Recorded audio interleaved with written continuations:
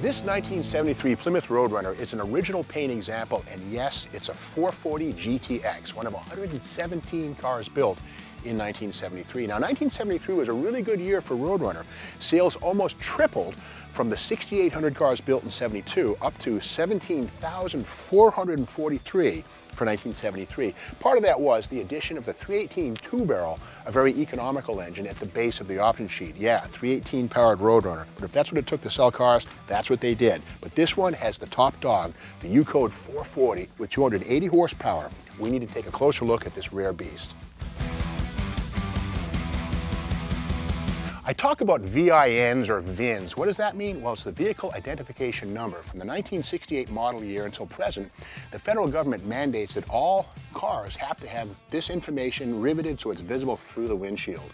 This tag is born with the car and it dies with the car, and it tells us what the car was built as. Here we read RM21, which tells us this is a real Roadrunner, and the all-important fifth digit on Chrysler products tells us the engine. We see here the U, which means this was one of 117 cars built with the 440. In the mid-70s, big block muscle cars were a dying breed. This is one rare piece.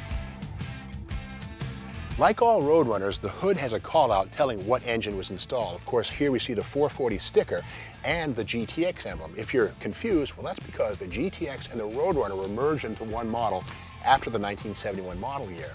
That's because the GTX, well, the sales were faltering, so whenever you ordered a 440 in your Roadrunner, it automatically became a Roadrunner GTX, which explains these emblems. Let's do some more decoding under the hood. Now, on this Roadrunner, like all Mopars, there's something called a fender tag. It screws down to the inside of the inner fender, and on this we see alphanumeric codes which indicate the major options the car was built with. Now, the first one we want to check for, of course, is the engine code. We see E86, which tells us the original buyer of this car spent $241 to get that big 440 Magnum, and that was over the base 318, which was the standard engine for 1973 Roadrunners. I also do see H51, which was a very expensive $378, but it brought him air conditioning, keep the car nice and cool in the summertime. Also see code number N85, which was a $51 option for the tachometer, which of course came with the speedometer, but helped him to read the engine RPMs going down the road.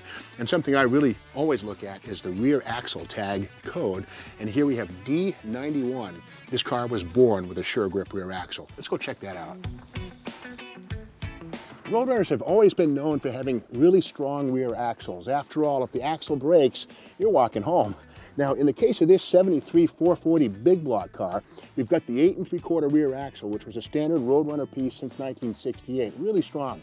Keep in mind that after 71, when the 440 six-pack and the Hemi went away, the big dog, the Dana 60, was no longer needed. But for the low compression 440 in this car, that 8 3/4 is just fine. And this car still has its original sway bar, part of the rally suspension, which were standard under all Roadrunners. You know, I gotta think how much fun that people had in this car. Sure grip differential, burning rubber at McDonald's, laying rubber street racing in the wee hours of the night. Now this car, 440 powered, rare piece, 117 made. It's gotta be saved, right?